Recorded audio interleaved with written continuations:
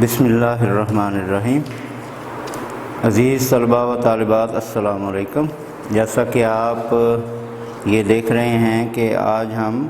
اردو کے حوالہ سے سبق نمبر 6 اس کا جو دوسرا حصہ رہ گیا تھا بلند خوانی کا، اس کا ہم آج جائزہ لیں گے اور بلند خوانی کریں گے۔ تو پچھلے جو لیکچر میں آپ نے اس سبق کے پہلے حصے کی یعنی 3-4 صفحے جو میں نے آپ کو نشان لگوایا تھا شروع سے لے کے، اور پھر صفحہ نمبر 63 پر درجوں پر لکھی ہوئی عبارت پڑھ رہی تھی، تو یہ آپ نے یہاں تک بلند خوانی کل کی تھی پچھلے لیکچر میں۔ تو بلند خوانی کرنے کے بعد آپ کو پتہ چل گیا ہوگا کہ اس سبق میں جو ہے وہ کیا چل رہا ہے، اور ایک لڑکی جو کہ ملمہ اختیار کیے ہوئے ہے اور اسٹیشن پر کھڑی ہے، اور پھر آپ نے یہ بھی جان لیا ہوگا کہ وہ کیوں سفر کر رہی ہے۔ تو وہ اپنے بیمار چچا کا پتہ لینے جا رہی ہے جو کہ ان کے خیر خواہ تھے، اور لڑکی کے خاندان والوں کی موقع بہ موقع وہ مدد بھی کرتے رہے، کیونکہ لڑکی ایک غریب خاندان سے ہے۔ اب لڑکی جو ہے اس کی والدہ بیمار ہے، والد بھی بہت بیمار ہیں اور وہ سفر کرنے کے لائق نہیں ہیں۔ اسی طرح جو ان کے خاندان میں کوئی مرد نہیں ہے، کوئی بڑا بھائی نہیں ہے جو سفر کر سکے اور بیمار چچا کا پتہ لینے جا سکے۔ تو اب چچا کی بیماری کا خط آیا ہے، اور تو جو لڑکی ہے اس کی والدہ کہتی ہے کہ بھئی وہ آپ کے چچا ہیں تو آپ ان کی عیادت کے لیے ضرور جائیں، کیونکہ وہ ہمارے کام آتے رہے ہیں۔ تو اب اگر ہم نہیں جائیں گے تو یہ احسان فراموشی ہوگی۔ تو یہ لڑکی کا مقصد ہے سفر کرنے کا کہ وہ اپنے بیمار چچا کی عیادت کے لیے جا رہی ہے، اور اس نے ملمہ اختیار کیا ہوا ہے، یعنی کسی خالہ سے کوئی بٹوا لے لیا، اپنی سہیلی سے کچھ قیمتی کپڑے لے لیے، کوئی قیمتی جیولری لے لی، اسی طرح کوئی اچھی سی ساڑی لے لی، اسی طرح ایک خوبصورت سا اٹیچی کیس جو کسی عزیز رشتہ دار عورت سے اس نے لیا، اور پھر ایک ہول ڈال یعنی سفری بستر جو ہوتا ہے جو طے کر لیا جاتا ہے۔ تو یہ چند چیزیں جو ہیں اس نے مانگ کے دائیں بائیں سے جو ہے وہ اپنے سفر کو خوبصورت بنانے کے لیے یہ چیزیں مستعار لی ہیں، اور اپنے مصنوعی میک اپ سے اور ملمہ کاری سے وہ اب ایک امیر زادی معلوم ہوتی ہے۔ تو اصل میں تو وہ اپنے سفر کو جاذب نظر اور ایک لوگوں کی نظروں میں آنے کے لیے اور خوبصورتی کا اظہار جو ہے وہ عورت کا ایک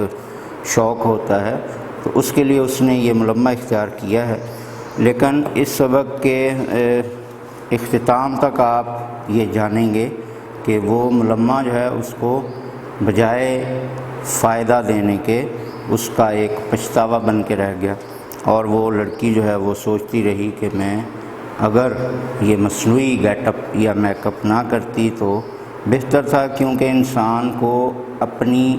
حیثیت اور اوقات نہیں بھولنی چاہیے، اور جو اس کی حالت موجودہ ہوتی ہے یا حیثیت ہوتی ہے اسی میں رہتے ہوئے وہ جو ہے لوگوں کا سامنا کرنا چاہیے۔ تو اب حصہ اول میں جیسا کہ آپ نے دیکھا کہ اس سفر میں لڑکی کے ساتھ ساتھ ایک اسٹیشن پر ایک کلی ہے جو اس کا سامان اٹھائے ہوئے ہے، اور وہ اپنے مخصوص لہجے میں لڑکی کو ویٹنگ روم میں لے جاتا ہے، اور پھر سامان اٹھانے کی مزدوری مانگتا ہے۔ پھر ویٹنگ روم کا انتظار گاہ کا جو حال ہے وہ آپ کو بتایا گیا کہ وہاں کس قسم کے لوگ جو ہیں وہ عورتیں بیٹھی ہوئی تھیں۔ ایک بہت ہی بوڑھی عورت جس کا برا حال ہے وہ سوئی ہے اور خراٹے لے رہی ہے۔ تو لڑکی جو ہے وہ پریشان ہو جاتی ہے اسٹیشن کے ماحول سے، کلی کی باتوں سے۔ پھر اسی طرح اس کو ایک نوجوان جو ہے وہ نظر آتا ہے جو بار بار اس کی طرف دیکھ رہا ہے، تو وہ سمجھتی ہے کہ شاید یہ مجھے پسندیدگی کی نظروں سے دیکھ رہا ہے اور میرے مصنوعی گیٹ اپ سے، میرے جو میک اپ سے اور اس مصنوعی ملمہ سے وہ متاثر ہو جائے گا اور شاید جو ہے وہ میں اس کو بہت پسند آ گئی ہوں یا بھا گئی ہوں۔ تو اس لیے وہ اب اس نوجوان کی نظروں سے اپنی غربت کا جو ایک بھرم ہے وہ بھی قائم رکھنا چاہتی ہے کہ میری غربت ظاہر نہ ہو جائے، اور اس کے پاس جو کل رقم ہے وہ بھی اتنی زیادہ نہیں ہے کہ وہ گاڑی میں اعلیٰ ڈبے میں یا اعلیٰ کلاس میں سفر کر سکے، لہذا اپنی غربت کو بھی چھپانا ہے تو وہ 3rd کلاس کا ٹکٹ لیتی ہے اور پھر بار بار دائیں بائیں ادھر ادھر دیکھتی ہے کہ کہیں وہ نوجوان جو ہے وہ اسے ٹکٹ لیتے ہوئے یا ٹکٹ لے جاتے ہوئے دیکھ نہ لے، کہ وہ سمجھے گا کہ یہ عورت دیکھنے میں تو اچھی خاصی ہے اور یہ 3rd کلاس کا ٹکٹ لے رہی ہے۔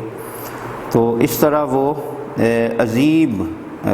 تذبذب اور عجیب پریشانی میں جو ہے وہ اپنا سفر کر رہی ہے، تو اسے اپنی غربت کو بھی چھپانا ہے اور اپنے رعب و داب کو بھی قائم رکھنا ہے، لہذا وہ سفر کرتی جا رہی ہے اور غریب لوگ، غریب مسافر جو دائیں بائیں سوئے ہوئے ہیں یا بیٹھے ہوئے ہیں، ان سے وہ ایک نفرت آمیز رویہ اختیار کیے ہوئے ہے، یعنی وہ ظاہر کرنا چاہتی ہے کہ وہ ایک ایسی لڑکی ہے جو اس ماحول سے ایک اعلیٰ مقام رکھتی ہے اس ماحول کی نسبت، تو وہ لوگوں کو کسی خاطر میں نہیں لا رہی اور یہ چاہتی ہے کہ لوگ اس کا برقع دیکھ کے، اس کا میک اپ دیکھ کے اور اس کا انداز دیکھ کے جو ہیں وہ اس کی تعریف کریں، لیکن اس کو دائیں بائیں سے کوئی تعریفی کلمات سننے کو بھی نہیں مل رہے۔ بہرحال وہ چھپتی چھپاتی گاڑی میں سفر کر رہی ہے اور اس کو یہ نہیں معلوم کہ جو لڑکا تھا جو اسٹیشن پر اس کو دیکھ رہا تھا وہ بھی اسی گاڑی میں سوار ہو گیا ہے۔ اب وہ سفر کرتے کرتے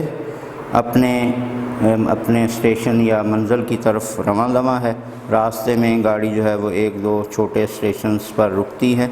تو وہ لڑکی جو ہے وہ اسٹیشن کا نام پڑھتی ہے اور پھر دائیں بائیں آتے جاتے لوگوں کو دیکھتی ہے، تو اچانک جو اس کا جو منزل مقصود تھی، یعنی جس اسٹیشن پر اس لڑکی نے اترنا تھا اس سے پہلے والے اسٹیشن پر اس نے اسی نوجوان کو پھر پلیٹ فارم پر ٹہلتے ہوئے دیکھ لیا اور ایک شخص سے باتیں کرتے ہوئے، تو وہ حیران رہ گئی کہ یہ تو وہی لڑکا ہے جو وہ میرے اسٹیشن پر کھڑا تھا۔ تو اب وہ سمجھ گئی کہ یہ بھی اسی گاڑی میں سفر کر رہا ہے، لیکن اس کو مزید یہ بھی معلوم نہیں تھا کہ اس نے جانا کہاں ہے۔ تو بہرحال اس کا جو سوار ہونے کے بعد جو ایک خوف تھا کہ لڑکے کی نظروں میں میں اپنا بھرم قائم رکھوں، تو وہ سوار ہونے کے بعد وہ بے خوف ہو گئی تھی کہ کیونکہ وہ نوجوان تو ادھر ہی رہ گیا، لیکن اب جب اس کو پتہ چلا کہ یہ تو اسی گاڑی میں سوار ہے اور یہ تو میرے ساتھ ہی سفر کر رہا ہے، تو اب پھر وہی خوف اس پہ طاری ہو گیا کہ اب میں نے اپنا وہی بھرم، تو اب وہ پھر اپنے آپ کو چھپا رہی ہے کہ یہ دیکھ نہ لے کہ میں ایک 3rd کلاس ڈبے میں سفر کر رہی ہوں۔ بہرحال ڈبے کے اندر جو ماحول تھا جس میں وہ سوار ہوئی، وہاں بھی عجیب و غریب مختلف زبانوں سے تعلق رکھنے والے مسافر سوار ہیں، کوئی سرائکی بول رہا ہے، کوئی بلوچی بول رہا ہے۔ اس نے دیکھا کہ گاڑی میں اس ڈبے میں کچھ دوسرے صوبے کی خواتین جو ہیں وہ سوار ہیں اور ان کا بہت ہی برا حال ہے اور ان کے جو بچے ہیں وہ بہت ہی میلی کچیلی حالت میں ہیں، تو وہ دیکھ کے جو ہے وہ پریشان ہو گئی کہ میں اس ڈبے میں سفر کیسے کروں گی۔ بہرحال اس کی مجبوری تھی، وہ ایک سیٹ پر بیٹھ گئی۔ اب جب وہ اپنی منزل پر اترتی ہے تو اس کو یہ خطرہ پیدا ہو جاتا ہے کہ نوجوان بھی کہیں اس اسٹیشن پر نہ اتر جائے، تو میرا 3rd کلاس کے ڈبے سے اترنا اور پھر 3rd class ticket platform پر دے کر گزرنا، باہر جانا، اگر یہ اس نوجوان نے دیکھ لیا تو میرا وہ سارا جو ہے وہ کیا کرایا خراب ہو جائے گا۔ تو اب پھر وہ فوراً جلد ہی اپنا اٹیچی کیس اور ہول ڈال سامان وغیرہ پلیٹ فارم پر پھینک دیتی ہے جیسے اس کا اسٹیشن آتا ہے، اور فوراً ایک کلی کو لے کر تیز تیز قدموں سے باہر نکلنے کی کوشش کرتی ہے تاکہ اس نوجوان کی نظروں سے بچ جائے۔ لیکن جیسے ہی وہ اسٹیشن سے باہر نکلتی ہے تو وہ لڑکا پھر ایک دیوار کے ساتھ کھڑا اس کو دیکھ رہا ہے۔ تو اب تو وہ بہت ہی زیادہ گھبرا گئی، اور اب وہ اس نتیجے پر پہنچی کہ اس نوجوان نے یقیناً مجھے پہچان لیا ہے کہ میں جو دکھ رہی ہوں، جو نظر آ رہی ہوں، ویسی ہوں نہیں۔ تو اب جو ہے اس کا دل جو ہے وہ جیسے ٹوٹ گیا کہ میں جو اتنی دیر سے اپنا ایک چیز چھپا رہی تھی، اپنی غربت مفلسی، وہ جو ہے وہ ظاہر ہو گئی، تو میری جو کوشش تھی وہ رائے گاں گئی۔ اسی پریشان حالت میں وہ اپنے چچا کے گھر پہنچتی ہے، اور بیمار چچا کا جو ہے وہ اس کے جو گھر والے ہیں وہ اس کو دیکھ کے بڑا خوش ہوتے ہیں، بڑا اس کا پرتپاک طریقے سے استقبال کرتے ہیں، لیکن اس کو وہی لڑکے کے ساتھ گزرا ہوا سفر اور اپنا جو انداز ہے ملمہ کاری کا وہی یاد آ رہا ہے، وہ اسی الجھن میں پھنسی ہوئی ہے۔ بہرحال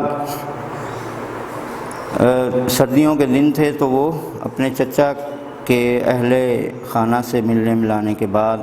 اوپر چھت پر جاتی ہے، تو اس کی چچا زاد بہن جس کا نام بٹو تھا وہ بھی اس کے پیچھے پیچھے اس کا برقع اٹھائے ہوئے چھت پر آ جاتی ہے۔ اب چھت پر کیونکہ دھوپ ہے اور سردیاں ہیں تو دھوپ مزہ دے رہی ہے، تو وہ لڑکی جو ہے وہ چھت پر ٹہل رہی ہے۔ اچانک اس کا جو ہے وہ اس کی نگاہ پڑوسی کے گھر میں پڑتی ہے، تو اس نے دیکھا کہ ایک بوڑھی عورت جو ہے وہ ٹوٹے پھوٹے گھر میں روٹیاں پکا رہی ہے ایک چھپر کے نیچے، اور ایک نوجوان جو ہے وہ نکر اور بنیان پہنے ہوئے اوندھا لیٹا ہوا ہے چارپائی پر۔ تو جیسے ہی اس لڑکے نے کروٹ بدلی تو وہ حیران رہ گئی کہ یہ تو وہی لڑکا ہے جو اسٹیشن پر میرے ساتھ سفر کر رہا تھا اور